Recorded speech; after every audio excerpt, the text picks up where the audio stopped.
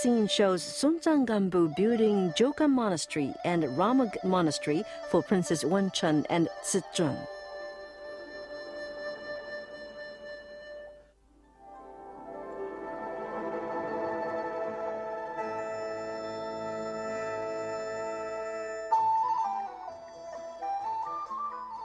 On the east wall of the West Hall in the Red Palace are frescoes that depict the fifth Dalai Lama having an audience with Emperor Sunzhi of the Qing dynasty in 1652. We can see that the whole capital city of Beijing filled with enthusiasm as Emperor Sunzhi speaks with the Dalai Lama, and the officials of Qing and Tibet exchange gifts.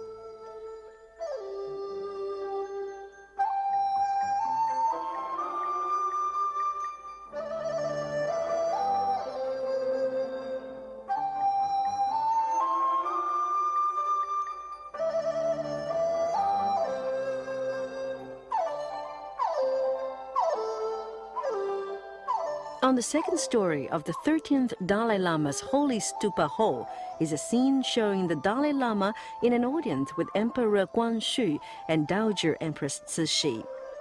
All these frescoes are genuine historical records.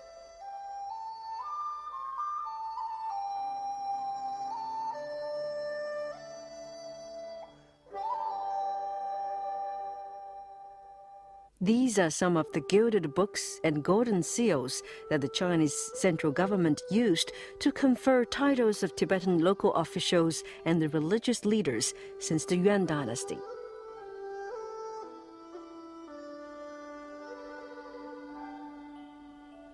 This is the memorial tablet with the words "Long live our current emperor" written in Chinese, Tibetan, Mongolian, and Manchu languages. Every Dalai Lama since the 7th Gansan Gyatso has come here to pay homage. Many of the cultural relics in the Potala Palace are among the finest examples of the arts of Buddhist sculpture, fresco painting, tanka, mandala, metal and porcelain wares, and musical instruments. They also epitomize the distinctive of Tibetan Buddhist culture and display the wisdom and artistic genius of the Tibetan people. Some of these cultural relics are from neighboring Buddhist countries. Some are presents granted by emperors and kings. There is a fascinating story behind each and every one.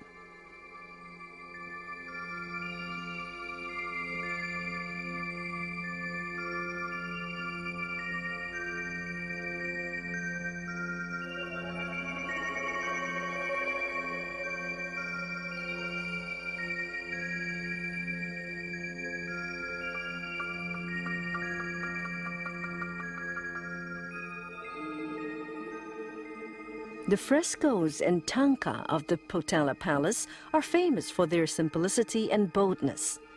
Because they recorded many aspects of Tibetan people's lives, including religious and historical legends, business activities, and entertainment, they have become precious records for historical research. These frescoes were painted strictly in accordance with principles set out in Tibetan books and records, such as on painting images, Buddha's talk about painting, and so on. They not only reflect the high level and distinctive style of Tibetan painting, but also establish a secure place for these works in the world of art.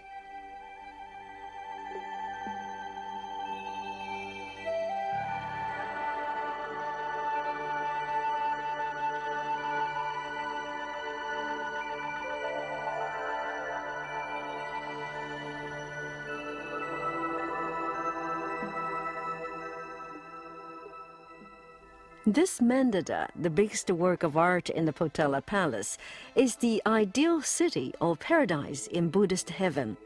Each Buddha has its own castle. Each is distinctive, but all are glorious.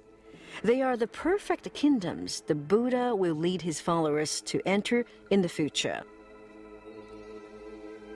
Another treasure of the Potala is the abundant scriptures. The ganjur were written in liquid gold, and their covers are inlaid with pearls and gems.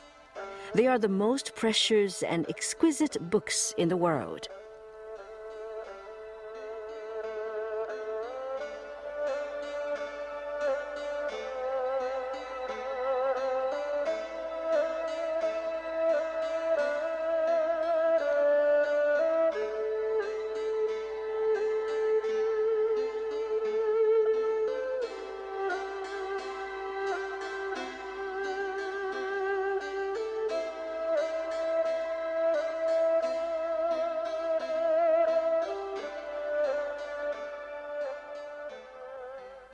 These delicate and unique books are Sanskrit Buddhas written by an India in ancient times.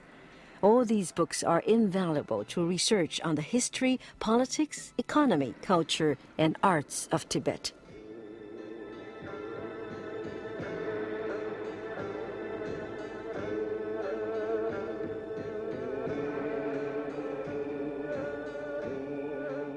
The Potala Palace is renowned worldwide for its magnificent buildings and exquisite works of art. On March 4, 1961, the State Council declared it a historical relic under state protection.